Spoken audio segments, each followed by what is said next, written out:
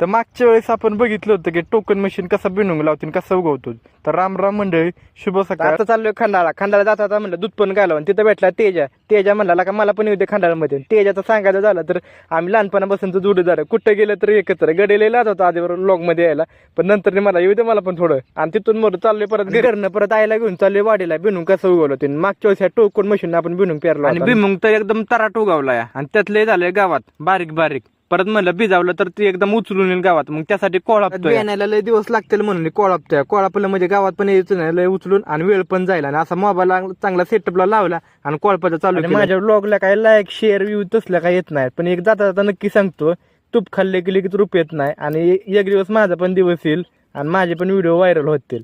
आणि जाता आमचा पवन शेड भेटलाय, पवन शेड म्हणला आमच्याकडून कधीतरी येत जा. आणि आलो इथं वाड्या वाघरा बेरा ठोकला. आणि आपला व्हिडिओ आवडला असेल तर व्हिडिओला लाईक शेअर आणि कमेंट करून नक्की सांगा. आणि जाता जाता तेवढं फॉलो करून जावा.